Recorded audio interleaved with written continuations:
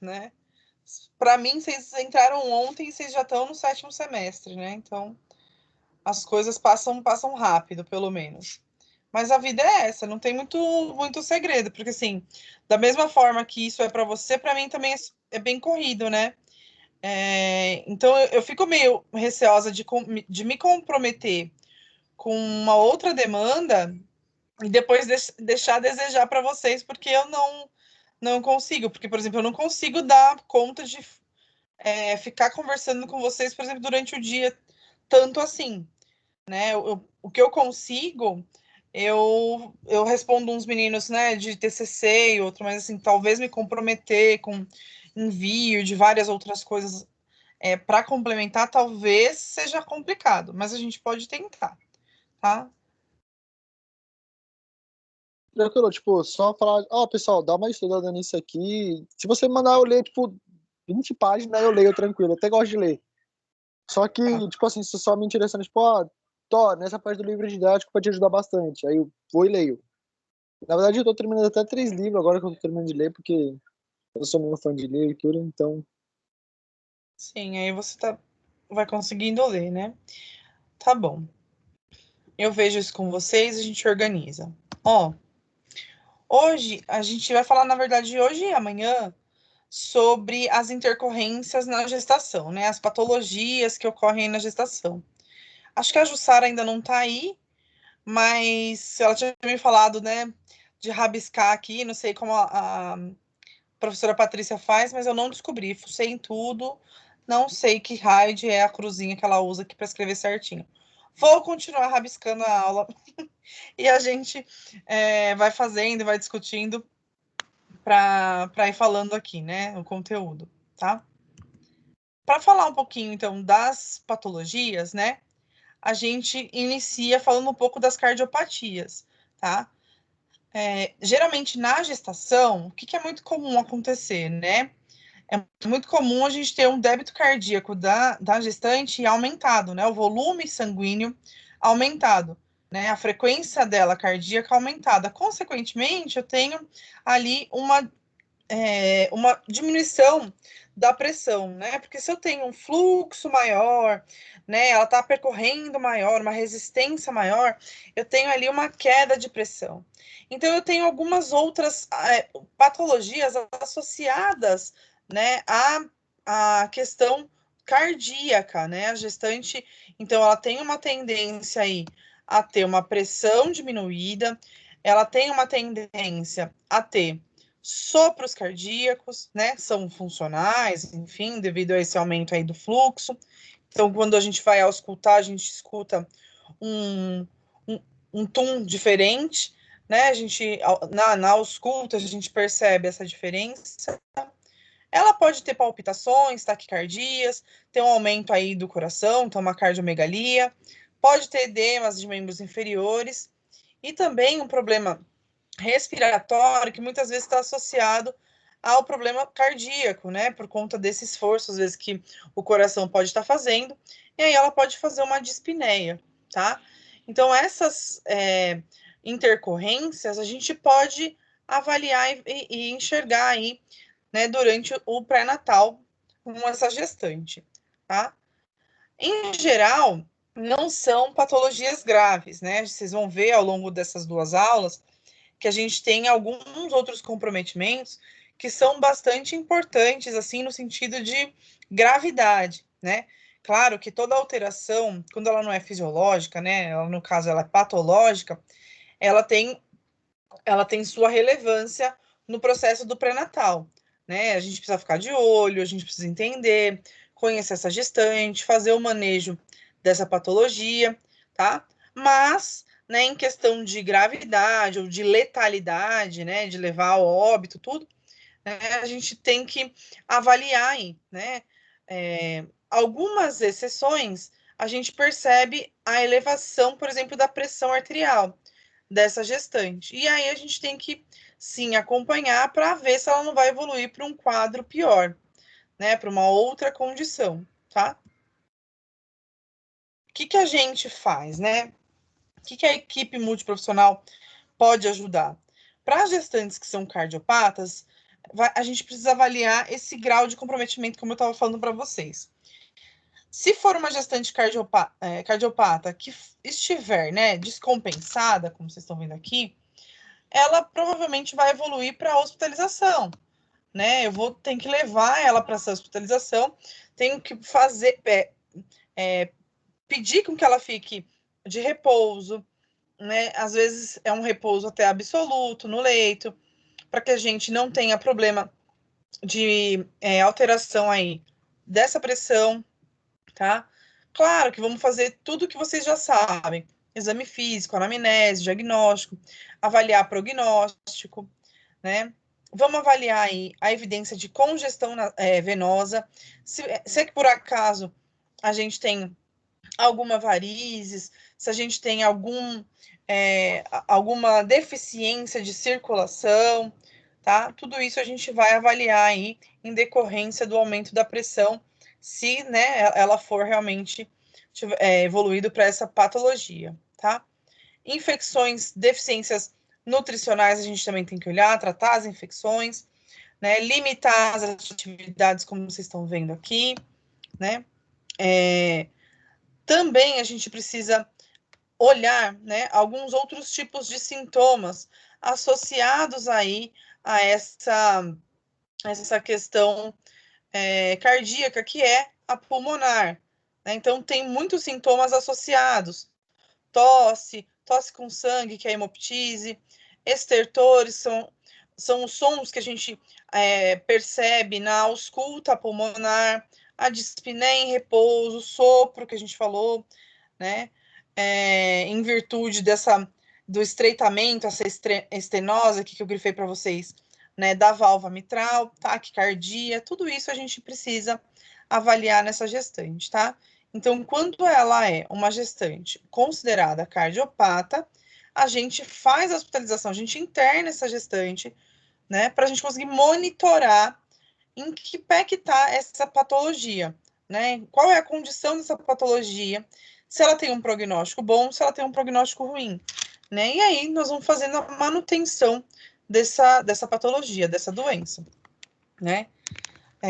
Durante o trabalho de parto, então, nós vamos, né, avaliar aí os batimentos cardiofetais, se tem complicação, né? Vamos deixar a gestante, né, em semi-Fowler, que é meio sentadinha, né?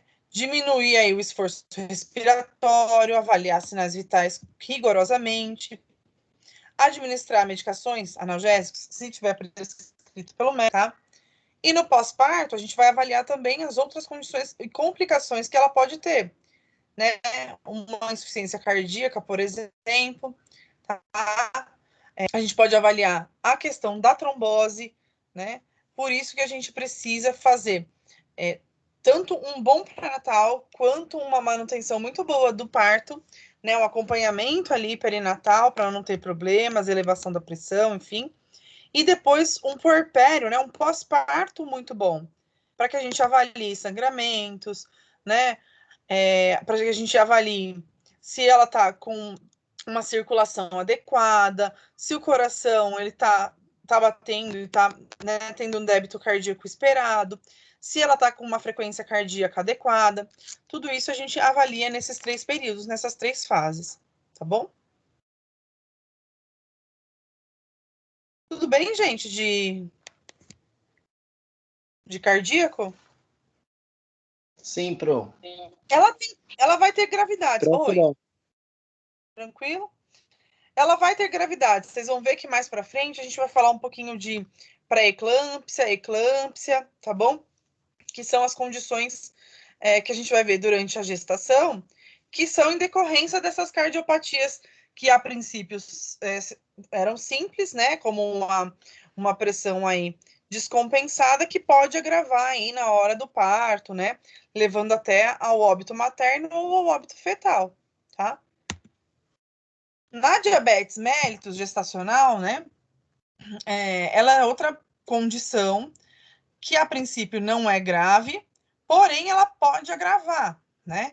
Então a diabetes é algo que a gente precisa monitorar muito bem monitorado e diagnosticar o quanto antes. A gente geralmente pede, né, como vocês estão vendo aqui, no segundo ou no terceiro trimestre, que é esse exame aqui de TTGO, tá? Que é o teste de tolerância, né? De intolerância à glicose. Então, quem já foi mãe aí, já fez esse teste, que é um teste que ela é submetida a tomar, né? Ela faz um teste de sangue em jejum de glicemia. Depois, na primeira hora, ela toma um líquido açucarado, que tem gosto de laranja, né?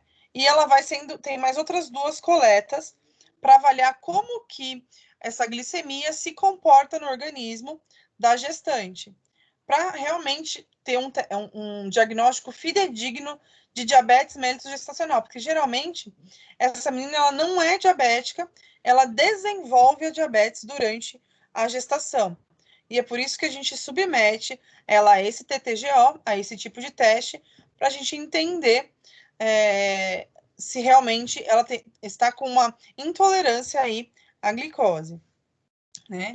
Tem consequências essa diabetes? Tem, né? Para a mãe, pode ter lá um comprometimento de ITU, que é a infecção do trato urinário, um excesso de líquido aí, que a gente já falou, né? O polidrâmino, né?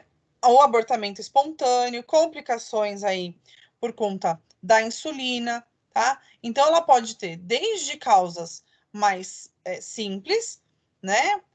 Não que a ITU seja super simples, mas percebam que ela vai desde uma infecção urinária, né, uma infecção no trato urinário que vai ser tratada, enfim, com medicação, com um antibiótico, até um abortamento espontâneo, tá? Então, ela, em princípio, não seria grave, porém, ela pode agravar, e aí tem condições um pouco mais letais, tá? Para o feto, pode levar a malformação congênita, né? A doença, né? Hipoglicemia ali neonatal, né? Maior morbidade neonatal. Pode ter complicações respiratórias, né? Pode aí levar ao óbito fetal entre terceira ou quartas, né? Últimas semanas de gestação. Por isso que tem que fazer esse controle bem à risca, né? Da glicemia. É importante a gente ver se ele tem aí, né, uma deposição excessiva de gordura ou retenção hídrica, tá? Tudo isso para a gente entender que bebê que é esse. Se ele está maior que o tamanho esperado, se ele vai estar menor que o tamanho esperado. Tudo isso a gente olha com relação à diabetes gestacional, né? Aqui tem mais ou menos um fluxograma para vocês olharem com relação às semanas, né? Se de mais semanas, né? É menor que 20, de 20 a 28 ou maior que 28 semanas. Tá? Geralmente, a gente falou, a gente submete a gestante no segundo ou no terceiro trimestre a esse teste de TTGO que está aqui, tá? E aí, a gente consegue entender como é que está se comportando. Se, né, esse teste de TTGO for feito e eu tiver, né, entre maior ou igual aí a 126, depois de 2 horas da coleta do teste, maior ou igual a 200, é uma diabetes mellitus, tá?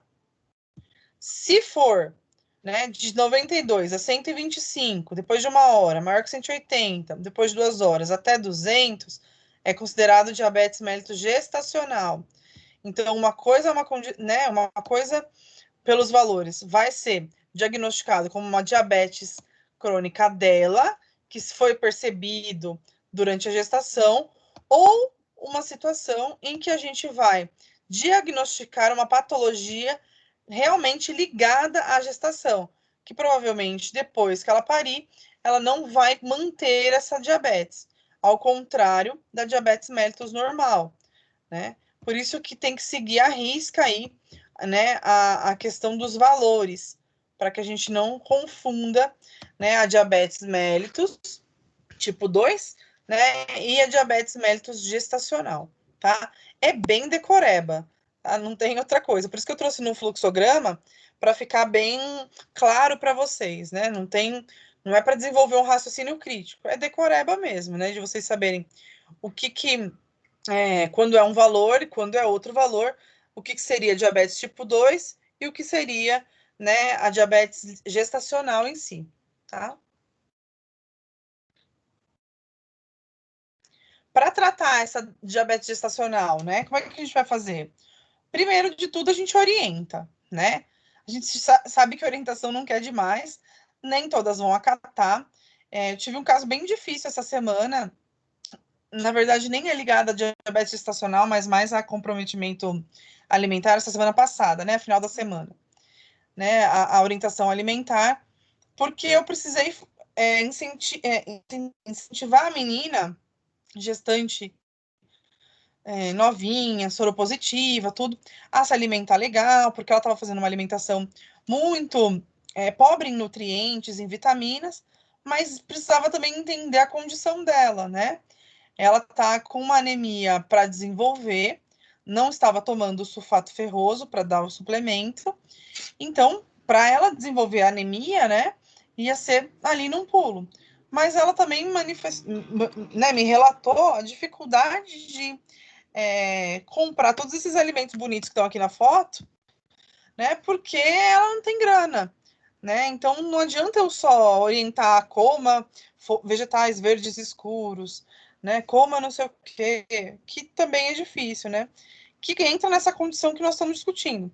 A gente precisa orientar, sim, essa gestante com relação aos hábitos, né? Controle, manutenção do peso e tudo, mas faz necessário para a gente que é enfermeiro prestar atenção em que condição que aquela pessoa se encontra.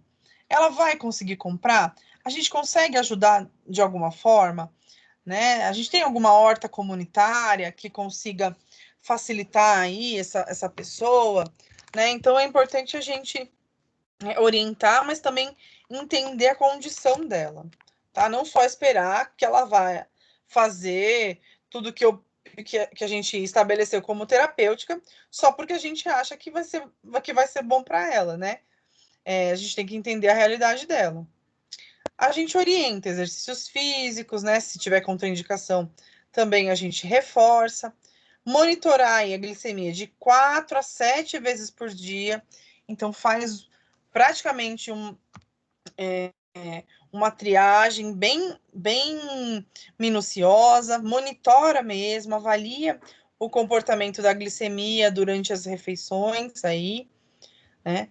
É administrado medicação hipoglicemiante, então para cair essa glicemia, para baixar essa glicemia, né, conforme a prescrição médica e diante desse monitoramento que a gente solicita para a gestante.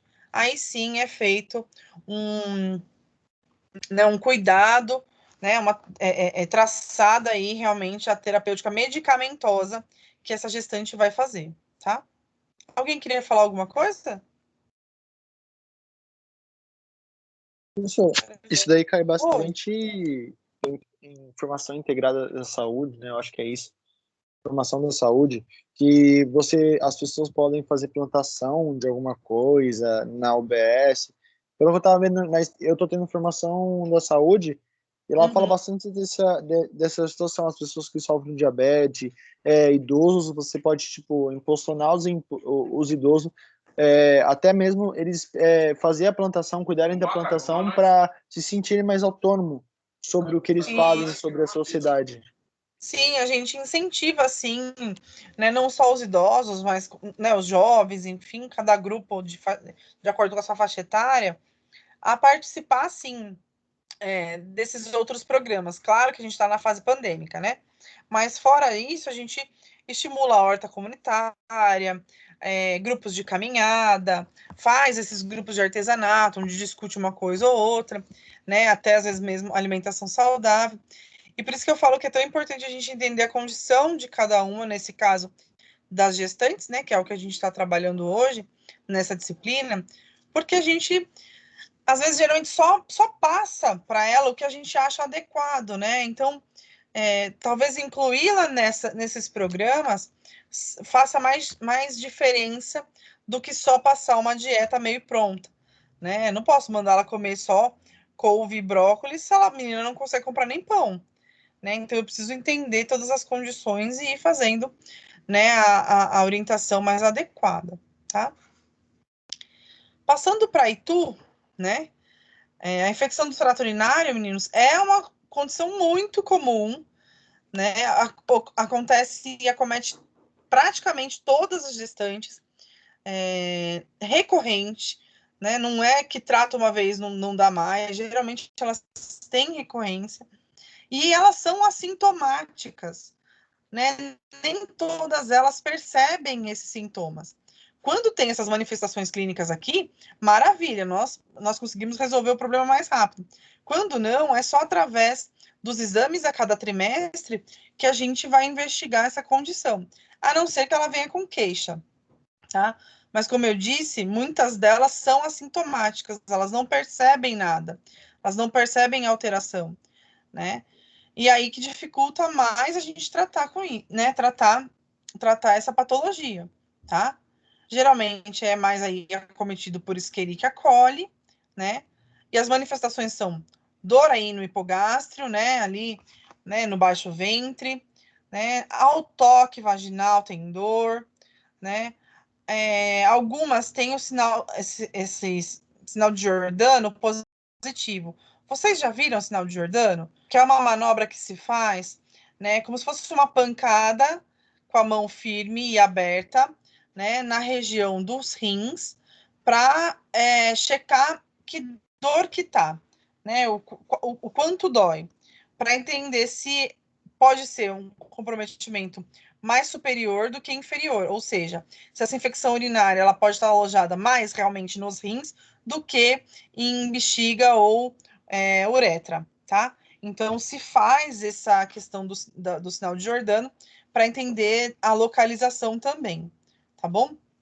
O aumento é frequente da urina, né? Ela tem muitas idas ao banheiro, mas ela tem uma micção diminuída, então o fluxo de urina é menor, ela vai mais vezes, faz de pouquinho e sente dor, né? Ela sente dor lombar, ela sente dor no hipogástrico, como a gente falou. Pode ser que ela tenha náusea, pode ser que dê vômito, né? Algumas têm febre, tá? E toda essa condição.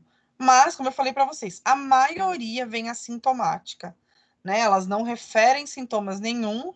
E quando a gente avalia urina 1 e urocultura, a gente percebe que ela realmente está com uma infecção de urina aí, uma ITU importante para tratar.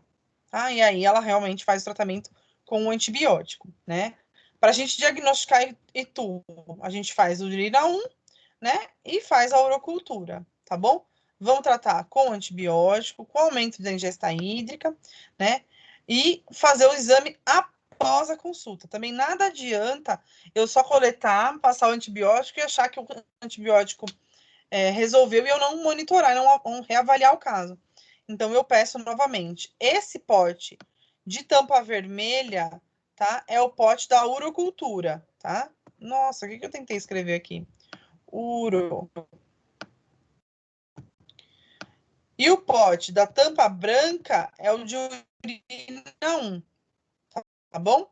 A urina 1, a gente geralmente, né, o de tampa branca, ela coleta a primeira urina da manhã, né, faz a higiene da genitália, despreza primeiro o jato e coleta a urina, tá? E essa urocultura do pote da tampa vermelhinha, ela colhe na unidade. A gente também orienta ela a fazer a higiene íntima e coletar nesse potinho aí para fazer a cultura do micro-organismo, tá? Tudo bem até agora, meninos? Tranquilo. Tranquilo, professor. Fácil até agora, né? Oi? Disso que eu tenho medo. O quê? Que tá fácil demais, professora. Tá muito, tipo... É, Aí não é você vai vir fácil. com os detalhezinhos. Não, A pimentinha na comida. não, eu não sou assim também, não. Eu gosto que vocês entendam o geral, né? As especificidades, se vocês forem obstetras, aí vocês pegam a especificidade, né? Eu acho que, no geral, a gente precisa saber, né? Você se formam amanhã, e se formam amanhã, você cai numa UBS, você cai numa maternidade, você precisa se virar. Então, o básico de formação generalista vocês vão ter, né? Eu saí com esse básico e tô tocando a vida até hoje, certo? A gente vai estudando assim, para mim já tá na aneia, né? Aqui eu tenho até estava relatando para vocês dessa gestante que eu estava acompanhando e que ela tá com uma anemia para estourar, né? Por que eu falei que tá com uma anemia para estourar? Porque os exames dela, né? O hemograma, ela tá ou com alguns fatores diminuídos, hematócrito, né? Hemoglobina, tá diminuído, mas não tá a ponto ainda de considerar anemia, sabe? Tá no limite da avaliação, né? E olha como é que fica a questão dos glóbulos vermelhos, né? Numa pessoa que é normal, não tem anemia, e numa que tem anemia. Então, imagina que se ela tem aí, né, diminuição de glóbulos vermelhos, ela vai ter aí uma carência, né, que a gente tem aqui, ó, de nutrientes, de aporte de oxigênio, de vitaminas, deficiência de ferro, tá? E a gente precisa suplementar isso. Para evitar que ela desenvolva anemia, a gente prescreve para ela, a gente mesmo, nós enfermeiros, a gente prescreve para ela o sulfato ferroso, tá? Que é o ferro elementar, tá bom? A gente prescreve para ela tomar. E a gente pede para ela tomar que jeito? A gente pede para ela tomar de preferência na hora do almoço, meia hora antes do almoço, na verdade, com suco de laranja ou suco de limão, porque a vitamina C, ela potencializa e ajuda a absorver melhor o ferro. A gente pede para não tomar com leite, porque o cálcio rouba o ferro e evita que a célula absorva esse ferro. Então, a gente pede para tomar perto da hora do almoço, meia hora antes, com suco de limão ou de laranja, tá? Para a gente evitar essa menina desenvolver anemia. Agora, se ela tem uma alimentação pobre em nutrientes e não suplementa com sulfato ferroso, né? Provavelmente ela vai ter aí uma carência de glóbulos vermelhos aí, né? Uma carência aí de hemoglobina e ela vai ter realmente, vai desenvolver uma anemia. A mais comum aí é a anemia ferropriva, tá? Pode ter complicação? Sim, né? Para a mãe, vai interferir no processo de cicatrização, pode aí diminuir a resistência dela contra as infecções, né? Ela pode ter comprometimentos sanguíneos, hemodinâmicos, né? Distúrbios de coagulação, de circulação, né? Pode ter aí um problema no parto, né? Aumentar a questão do aborto, ter parto prematuro, ter uma infecção, toxemia gravídica, né? Pré-eclâmpsia, eclâmpsia, ter aí alteração de pressão, né? Um aumento na hora do parto e um aumento antes do parto e na hora do parto, né? Então, tudo isso são condições que a gestante ela pode desenvolver, tá? Essa toxemia é uma questão muito importante, né? Porque a gestante ela tem aí uma pressão elevada, né? Então, quando a gente vai avaliar isso, a gente presta atenção em que, né? Qual a alteração de pH que é isso, né?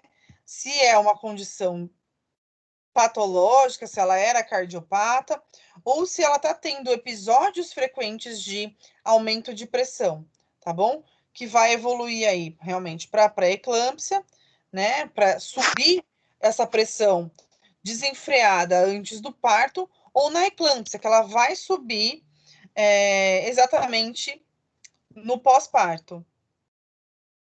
Ai, meu Deus. Olha, acabei de receber. Falando em gestantes, acabei de receber a mensagem de uma gestante aqui que teve que parir com 34 semanas porque ela tá com restrição de crescimento. Daqui a pouco eu falo com ela. Mas olha só. E ela tinha uma condição saudável e tudo, mas por restrição de crescimento, pariu o bebê prematuro. Né? Alguém ia falar que tinha aberto o microfone? Ou foi impressão minha? Não, Pro, eu ia fazer uma pergunta. Fala, amor. Não, mas aí você acabou terminando, eu deixei você terminar de falar, eu acho que você meio que tirou minha dúvida, porque assim, eu sou hipertensa, só que durante a minha gravidez, a minha pressão ficou normalizada até o finalzinho, né? E o meu marido comentou comigo que durante o parto ela chegou a 20, mas aí eu queria saber, é porque eu já sou hipertensa ou é por causa desse déficit de alimentação que você estava falando? Porque eu estava com restrição de proteína, se eu não me engano. Você estava se alimentando, tomava medicação, fez suplementação de sulfato? Sim, e eu nem senti nada durante o parto, e ele falou que estava 20. Geralmente, no parto em si, você fez era parto normal? Não, teve que ser cesárea porque estava mesmo. Porque ela a última semana estava 15, mas não passava disso. 15, 10, não passava de 15, 10. Geralmente, as meninas que são hipertensas, elas evoluem para cesárea para não ter um grande esforço e a pressão não subir muito além, né, durante o parto. Porque aí ela tem um gasto energético maior, ela tem, né, a circulação muito aumentada na hora do parto normal. Mas, provavelmente, por você ser hipertensa, né, deu uma descontrolada. Não sei se você fazia uso de medicação durante a gestação, você tomava um antihipertensivo? Tomava. Diurético? Tomava. Eu não lembro agora o nome para mim te falar, mas não, era uma medicação que acho que podia tomar só durante a gravidez, porque eu tomava losartana e não podia tomar. Isso. Esqueci o nome da medicação agora. Mas ele falou que era para pressão. Eu acho que não era diurético, porque eu fiquei bem inchada, as pernas. Ficou bem inchada. É o metildopa. Porque isso mesmo, metildopa. Algumas gestantes, eu tô com uma gestante que tá que ela tá com pressão alta, ela tá tomando metildopa, tá acompanhando no alto risco, né? Ela tem o IMC super elevado, né? E ela acompanha isso para manutenção da pressão, né? Porque se ela mantiver essa pressão adequada, ela não vai ter problemas. Geralmente, na 20ª semana, se não controlada, ela vai desenvolver essa pré-eclâmpsia, ela vai ter essa pressão aumentada aí até o final da gestação. E ela pode ter a eclâmpsia, que é esse pico muito maior na hora do parto, né, de pressão. Talvez na hora você conseguiu ser controlada lá, né? Não sei como é que foi teu parto, se foi um parto tranquilo, se demorou, se não demorou, não sei. Mas acredito eu que eles conseguiram fazer estabilizar você ao ponto de não ter problemas, até porque você pariu numa boa, seu bebê não ficou complicado, você não foi para UTI, foi? Ou não? Não, eu não. Então, meu parto foi super tranquilo, não tava assistindo nada, ficou tudo bem. Eu não sei se eu tive só um pico e, tipo, eles não. Nem o médico comentou nada comigo, só meu marido mesmo falou. Agora, eu não sei também se ele pode ter visto alguma coisa errada, mas acho que não. Ou se ele ficou nervoso também, tava emocionado. Vai ver que a pressão dele que tava 20, né? Mas quando ocorre a eclâmpsia, ela é uma condição muito mais grave, né? Essa pressão aí, ela pode elevar de um tanto que essa mulher ela pode até convulsionar, né? Ela pode. Sim, tem efeitos, né? Eu não tive Isso. nada. É uma coisa muito mais grave. Talvez você tenha desenvolvido a pré-eclâmpsia, né? Entendi. Mas daí fez manutenção, tudo e beleza, né? Aí controlou. Mas quando ela é grave e descontrolada, aí não tem jeito, né? Aí ele evolui para uma coisa bem grave, tá? De óbito fetal, de natimorto, enfim, alguma coisa nesse sentido, tá? Pro bebê, ele pode aí, ó, crescer com restrição, né? Ele nasce menor para a idade, tá? Pode entrar em sofrimento fetal, né? Ele não tem mais aporte de oxigênio, ou ele elimina mecônio e aspira o mecônio. O mecônio é o cocôzinho, né? Que é aquele cocôzinho verde que ele faz ainda, às vezes, né? Já horas antes de parir, ainda faz dentro da intraútero, né? E ele pode aspirar, e aí leva a óbito, né? Muitas vezes, se não retirado e aspirado rapidinho. Pode ter comprometimento neurológico, né? E pode aí vir a óbito durante o parto, tá? O perinatal aqui é a mortalidade durante o parto, tá? Então, a anemia, ela é bastante importante da gente monitorar, tá? E quando vem algum bebê, por exemplo, que foi a óbito por essas condições que nós conversamos até agora, quem faz o estudo de óbito somos nós, enfermeiros. Então, chega para a gente, né, enquanto unidade, por exemplo, chega para a gente o estudo de óbito, para a gente entender onde a gente falhou, né? A gente precisa responder certinho quantas consultas fez, o que pediu, que exame foi feito, se tinha alguma condição alterada, se não tinha, se essa condição alterou, qual foi a conduta que nós tomamos, foi discutido isso com o generalista, foi discutido com o especialista, né, com o ginecologista obstetra, o que a gente fez para garante que esse pré-natal tenha sido o mais perto do adequado e, por exemplo, esse óbito aí fetal foi por fatalidade, ou a morte materna, né, em idade fértil, foi por uma fatalidade. A gente precisa provar que a gente fez tudo o que tinha para ser feito mesmo, né? Então, esse estudo de óbito, quem realiza somos nós, enfermeiros, tá? Na anemia ferropriva, né, que a gente estava falando, né, ocorre sinais de palidez, né, por conta dessa diminuição que a gente viu dos glóbulos vermelhos, né, fica pálida as mucosas, deixa mais a mulher, né, irritável, cefaleia, ela pode ter aí falta de apetite, né, pode ter dispneia, ficar mais sonolenta, ter mais cansaço, tá mais fatigada, né? Para a gente diagnosticar, a gente pede um hemograma e pode suplementar esse hemograma pedindo uma dosagem de ferro e ferritina para a gente acompanhar, tá bom? Solicitar aí o sulfato ferroso. Quando ela está anêmica, né? Quando ela não está anêmica, né? O sulfato ferroso é uma vez por dia. Lá na hora que a gente falou, eita, meu Deus. Peraí, meu povo. Pronto. Ela pode ocorrer aí, né? Como eu falei para vocês, 30 minutos antes do almoço, uma vez só. Quando ela tá anêmica, ou o médico pede para fazer venoso, ou ele acaba pedindo para fazer dois comprimidos de manhã e 2 comprimidos dois no almoço e 2 no final da tarde, para ela ter aí um aporte de ferro maior, tá? Então, pode ser que ele mude aí a prescrição para se for medicação via oral, tá bom? Incentivar aí alimentos ricos em ferro, geralmente fígado, vegetais verdes escuros, a gente incentiva fazer essa alimentação, tá? Avalia, claro, ou encaminha para o nutricionista para fazer essa avaliação, né? Avalia também se precisa de alguma outra, tem alguma outra parasitose, algum outro problema relacionado, algum risco de infecção, tá?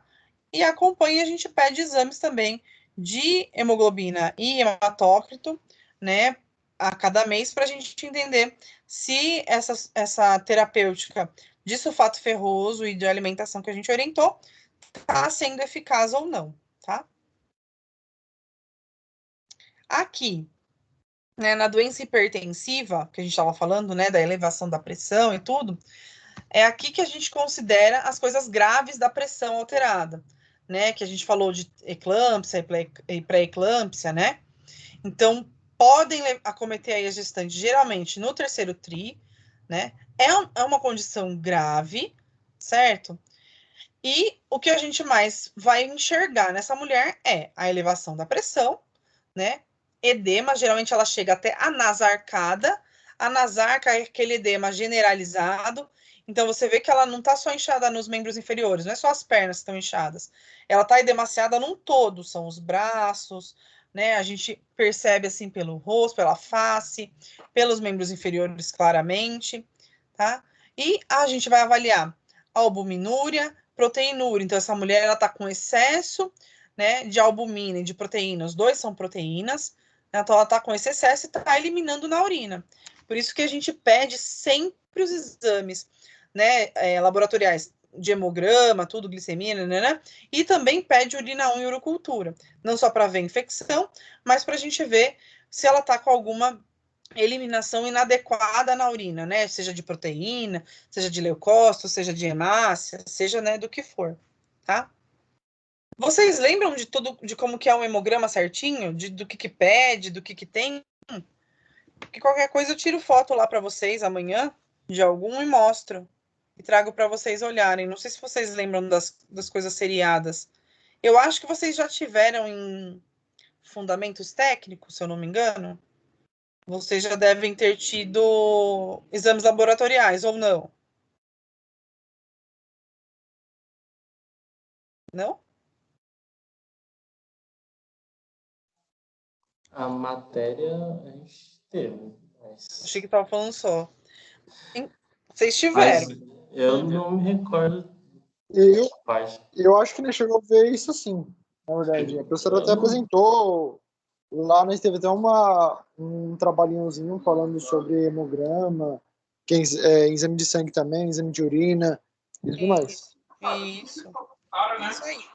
É bom vocês irem resgatando esses conteúdos para conseguir Eu não me associar. lembro a respeito, não. Se puder tirar Também. foto e passar, eu não lembro, Também não não. tô lembrado, não, velho. O cara que tem a memória ruim tá lembrando aí? Ô, professora, é porque tem fundamentos técnicos 1 e 2. A gente teve um. Teve eu acredito um que só. pode ser no 2.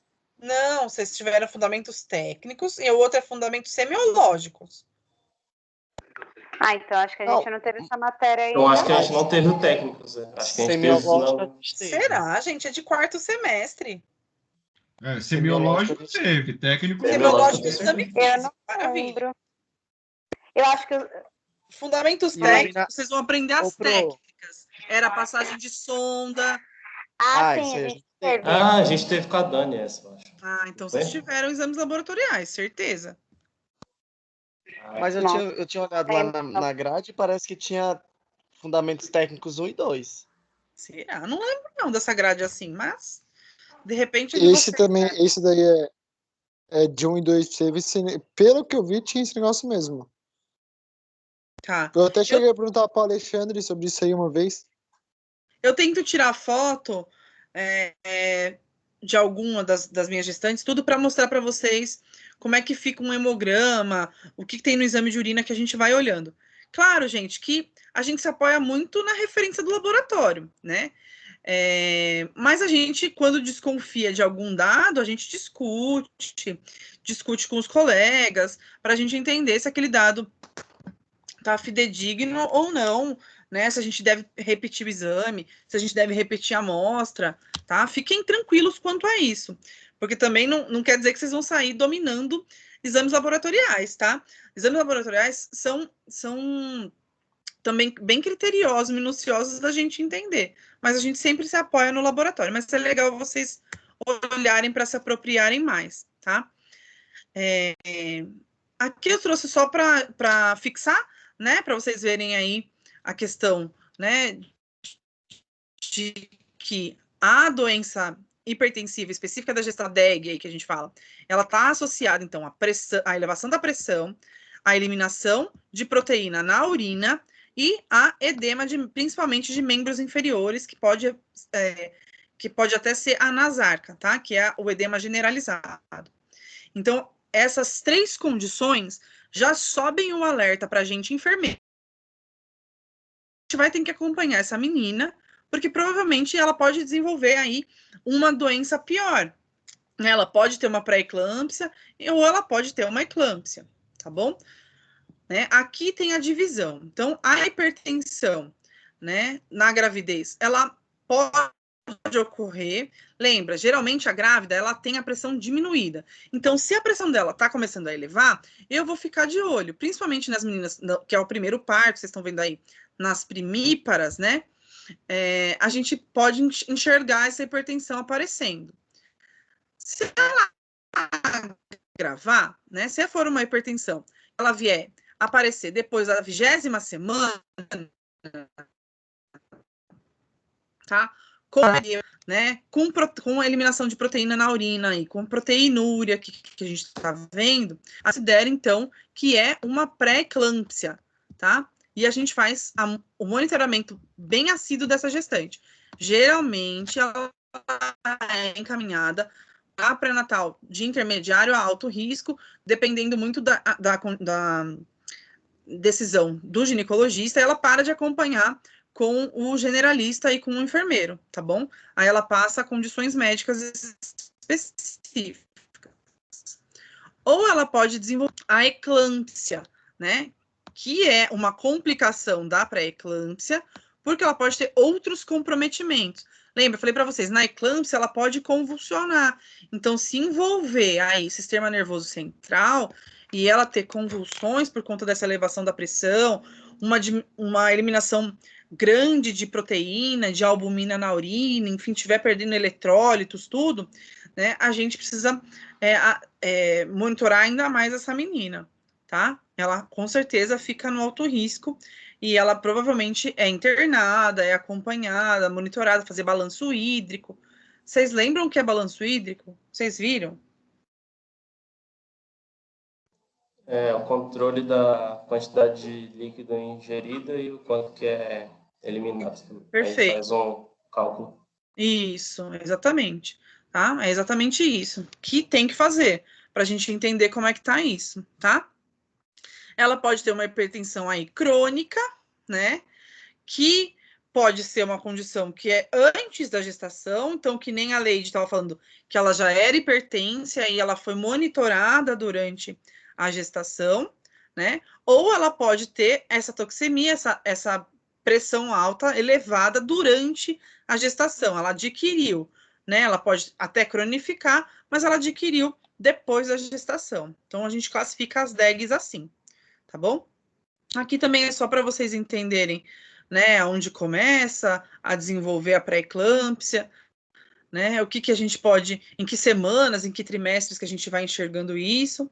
E a gente precisa entender também se essa menina, ela vai ter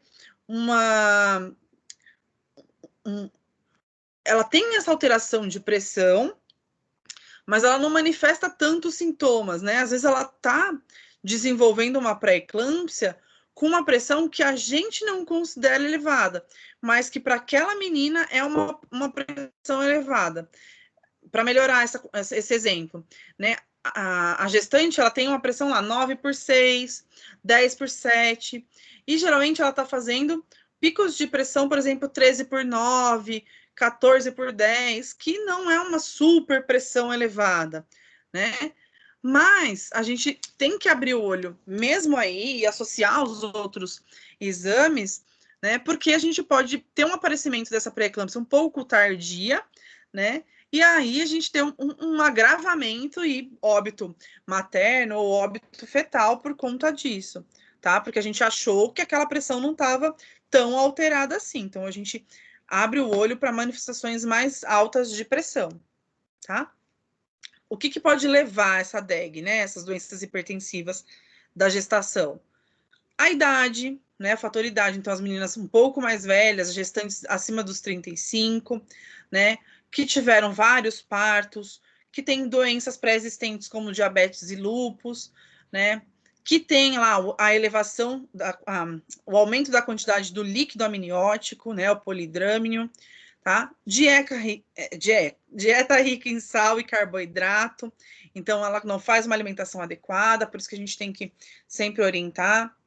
Mudança de parceiro, condição emocional, né? Tudo isso a gente avalia, que são fatores que podem levar a esse aparecimento da pressão. Se ela complica, né? O que eu vou ver nessa mulher, né? Se ela complicar, ela vai ter um ganho de peso, né? A gente vai observando isso, né? Não é que é o certo só ela ganhar 1 quilo por mês, né? O certo seria a mulher engordar. Engordar não, né? Aumentar de peso. Bebê e placenta. Então, seria o ideal ela aumentar no máximo 6 quilos, se a gente pensar. Tá? 3 de bebê, 3 de placenta, tá? É o que a gente tolera aí no aumento de peso. Mas a gente tá vendo que essa gestante, ela tá ganhando peso, tá ficando demasiada, né?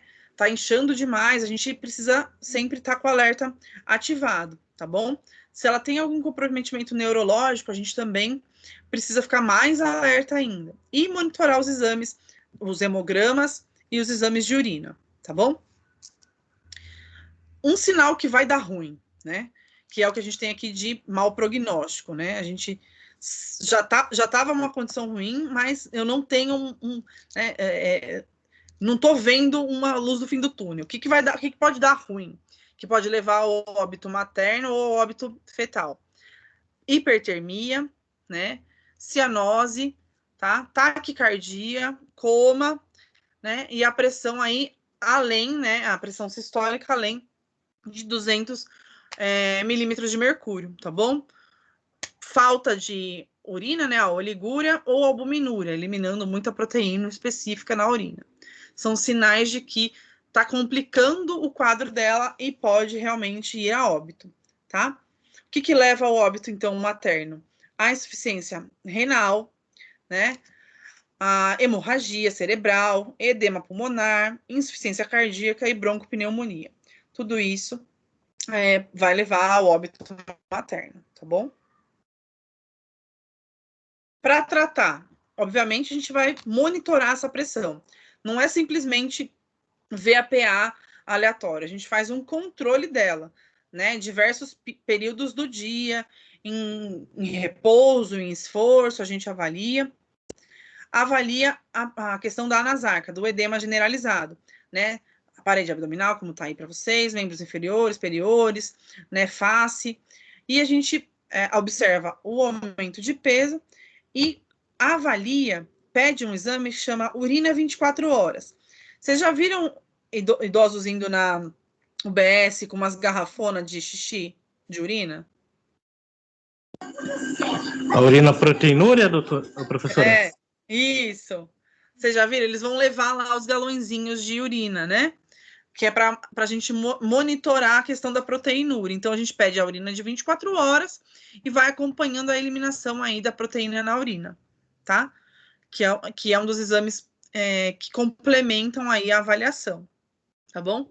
A gente faz teste aí da pressão, né? No sentido de pedir para que ela mude o decúbito, né? De lateral para dorsal, para ver se ela aumenta ou não essa pressão, e a gente vai monitorando também. Então, faz esse teste aí de supina que a gente falou, né? Esse teste de hipertensão de 28 a 32 semanas, tá?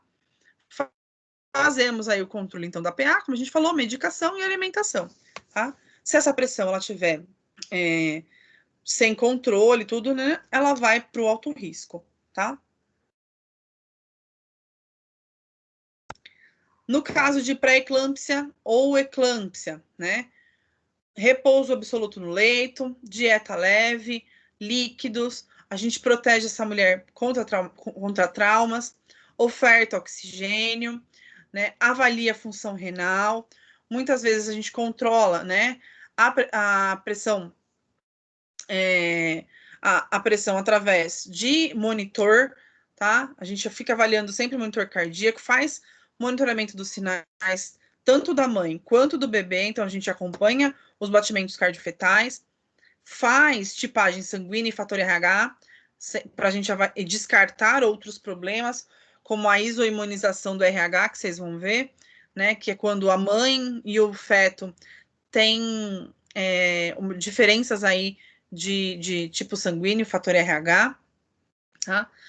Faz dosagem aí de ureia, creatinina, ácido úrico, proteínas, hemoglobina e hematócrito, tá? E a gente avalia também a questão da introdução do sulfato de magnésio para a gente ter um controle aí da frequência cardíaca materna e a diminuição da pressão, tá? Por isso que os casos têm que ser bem discutidos em equipe, para a gente ter uma noção do que realmente tomar como conduta de assistência e terapêutica, tá bom? Eu tinha começado a falar, né, aí no outro slide, da isoimunização, tá? Eu acho até que eu falei para vocês um pouquinho em algum momento dessas aulas, que decorei super essa questão da isoimunização, porque era a condição lá de casa. Então, a mãe, ela é RH negativo, tá? Vocês estão vendo aqui, ó, a mãe, né, ela é negativa, tá? E o feto é RH positivo, tá vendo? Né? Quando acontece isso, né, na primeira gestação, quando é a primeira gestação dessa mãe, geralmente o feto não tem problema, né? Ele não desenvolve uma doença, não desenvolve problemas. O problema dela vai ser a partir da segunda gestação. Porque, como vocês estão vendo aqui no texto, na literatura, né? No parto tem essa passagem aí de hemácias, então, positivas, para a corrente sanguínea da mãe, que é negativa, né? Vai passando aí pela placenta. Vai estimular, então, o quê? Né, a formação de anticorpos, que é uma isoimunização materna. Então, a mãe cria anticorpos para que, quando ela tiver um novo contato com esse tipo de sangue aqui positivo, né, o corpo dela vai rejeitar, vai atacar esse sangue positivo, já que ela é negativa, tá? Então, se numa nova gestação, esse segundo bebê também for positivo, né, ela pode perder esse bebê porque o corpo vai entender que ele tem que atacar essa tipagem de sangue, entendeu? Os anticorpos, eles ficam lá, ó, né? Os anticorpos se mantêm e aí numa próxima gestação, né, eles podem ser aí atacados. Então, como se fosse uma doença hemolítica, né? Uma doença de autoimune. Ele vai ter o corpo da mãe negativo, vai tentando eliminar esse sangue aí positivo que é o bebê e não deixa o bebê desenvolver e ele vai a óbito, tá? Porque decorei, porque lá em casa a mãe é negativa, eu sou primeira gestação positiva, minha irmã segunda gestação positiva, né? Então, ficou fácil de lembrar e associar. Tem um jeito de isso não acontecer na segunda gestação? Tem, senão não teria uma irmã aí com 25 anos, certo? Para fazer isso, né, a gente sensibiliza a mulher. E a gente tem que fazer isso no final da gestação, né, entre 32, 38 semanas, ou até, no máximo, 72 horas pós-parto, tá? Ou aborto, se ela tiver, enfim, né? E aí a gente faz essa imunização, aí, essa sensibilização com essa imunoglobulina humana, que em alguns lugares vocês vão ver aí como Rogan, né? Que é a injeção que se toma aí para sensibilizar a mulher para que ela evite todo esse processo aí de anticorpos do RH, tá bom? A gente solicita, então, para a mulher no pré-natal, na abertura de pré-natal, tipagem sanguínea e fator ABO, se ela não souber dela, a gente solicita o do parceiro, né? E aí a gente monitora, tá bom? A gente pode pedir cumbis indireto, não é todo lugar que faz esse tipo de exame, tá? Mas quando se faz, a gente pede para ver a prova aí cruzada, para entender se essa mulher ela tem o cumbis positivo ou negativo para essa questão de anticorpos aí, né? Para a gente entender a questão de anticorpos do bebê, tá? E aí a gente consegue ver quais anticorpos tem ali presentes na mãe. E se ela não tiver anticorpos positivos, né, a gente vai fazer a sensibilização dessa mulher aí com essa imunoglobulina, que é a Rogan, tá? Então, se faz no final da gestação e no máximo até 72 horas após o parto, tá? Tudo bem, gente? A doença que pode levar a desenvolver é a eritroblastose fetal. Essa é a doença que o bebê pode desenvolver, né? O problema de saúde que ele pode desenvolver, tá bom? É sempre nessa ordem? Como assim, nessa ordem? Obrigatoriamente a mãe tem que ser negativa e o bebê positivo? Não pode ser o contrário? Se o bebê for negativo e a mãe positiva... Não, aí não dá ruim. Então é sempre nessa mesma ordem, a mãe negativa e o bebê positivo. Exato, sempre a mãe é RH negativo. Tá. Tá? Tá bom. Ô, Pro, Oi.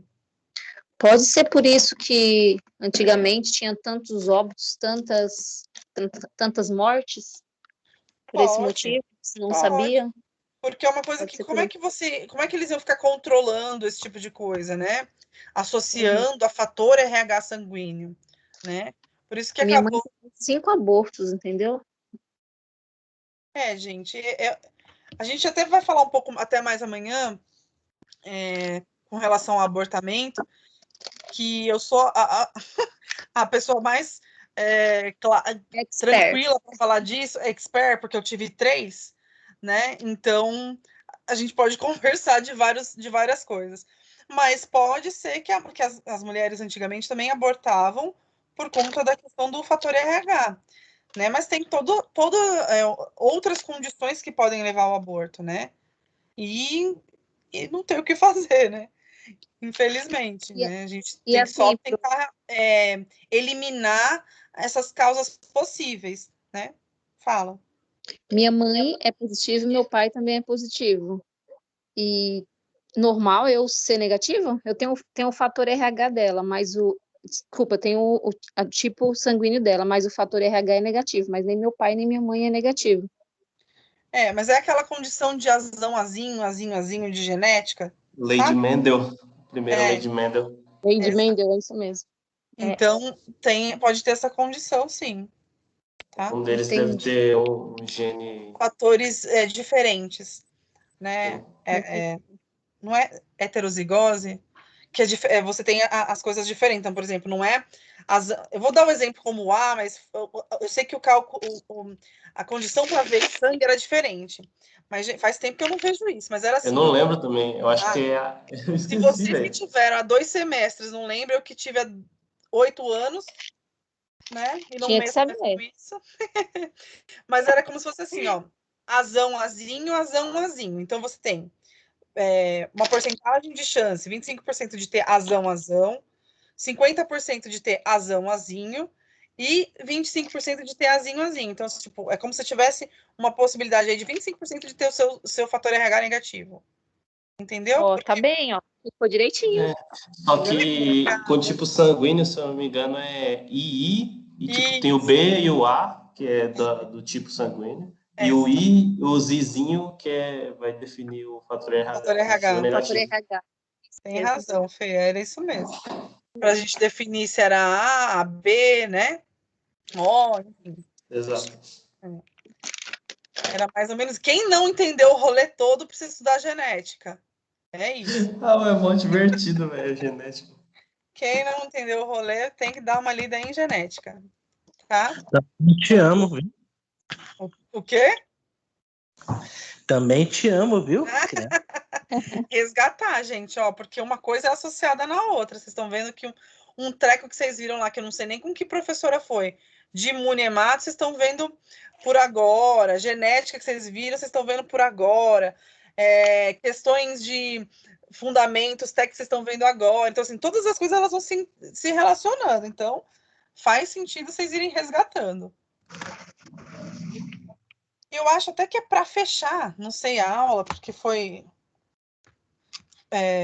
só patologia é assim mesmo, né? Não tem muita discussão. É assim, essa é a definição, esse é o diagnóstico, trata dessa forma.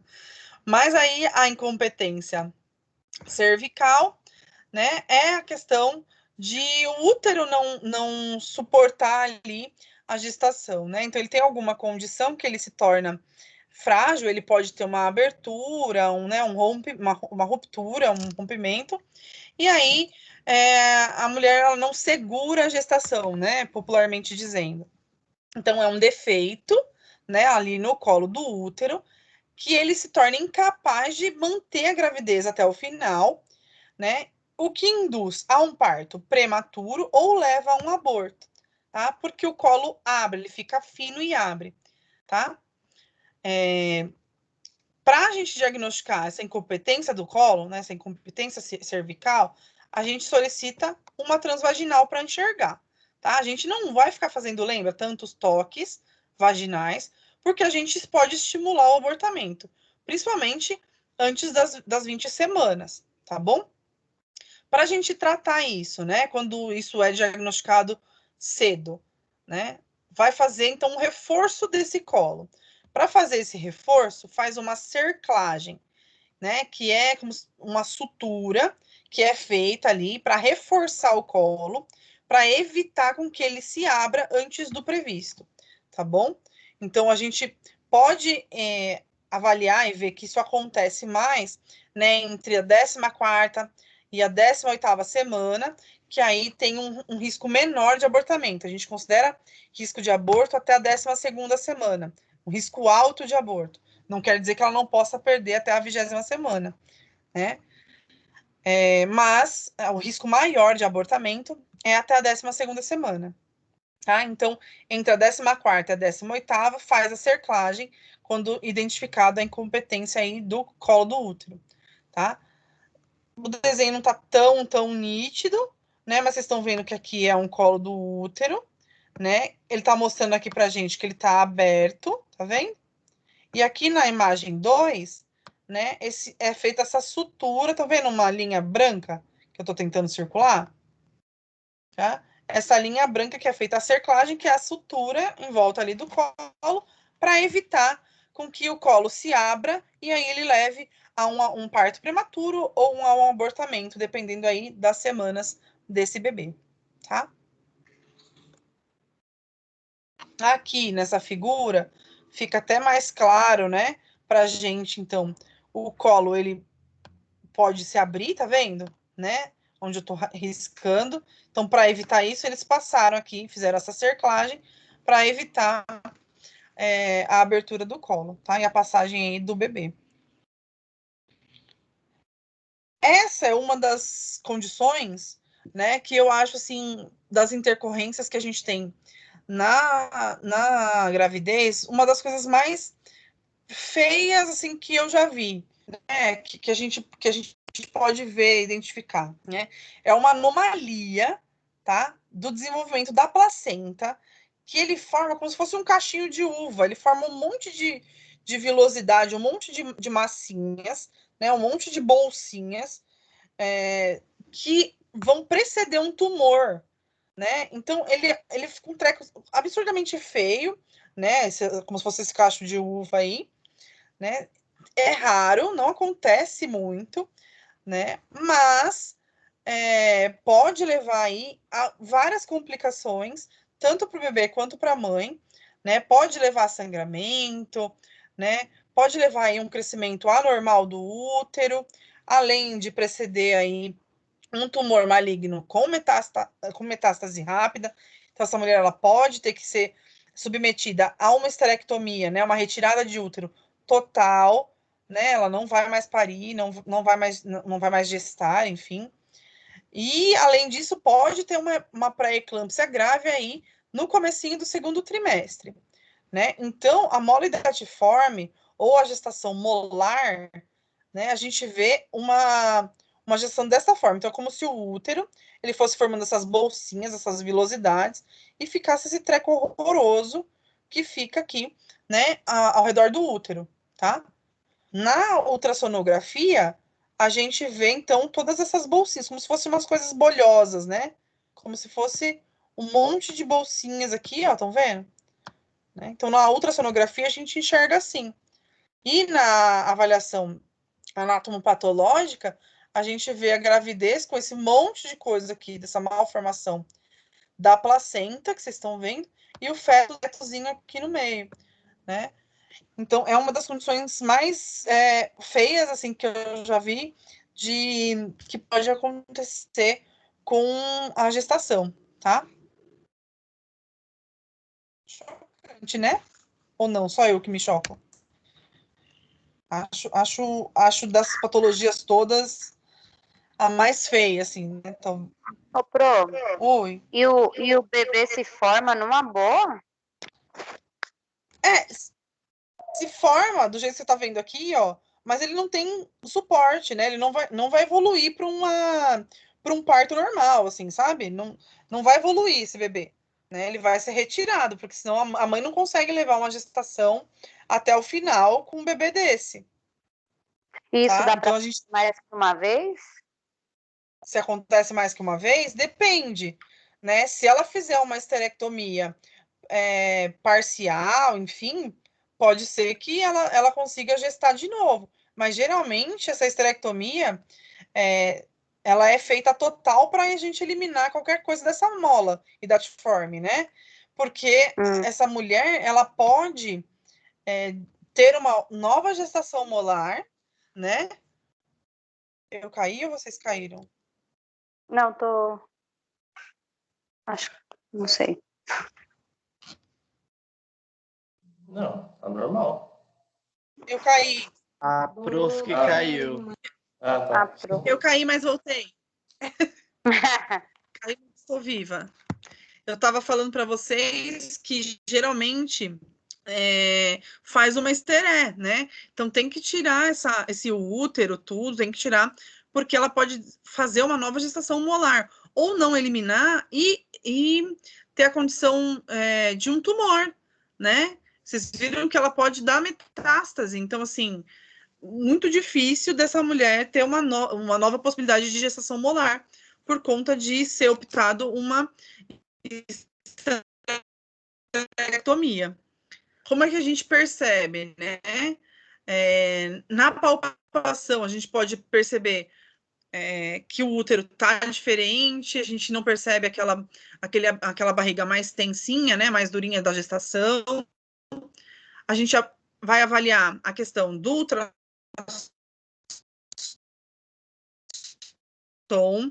parte do feto.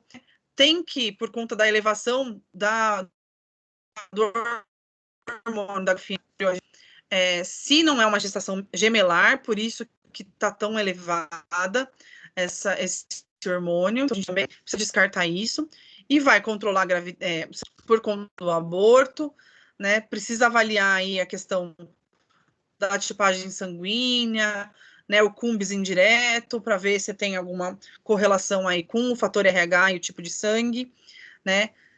Levar essa mulher para curetagem ou preparar para fazer uma esteré, tá bom? Se ela não eliminar espontaneamente, tá? Mas geralmente faz, como é uma condição grave, igual uma gestação ectópica, que também já tive, né?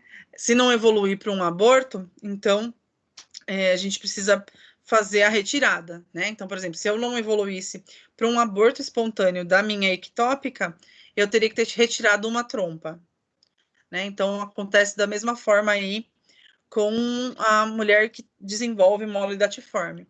Se ela acaba não eliminando espontâneo, ela tem chances aí de desenvolver novas gestações molares, aí ela é levada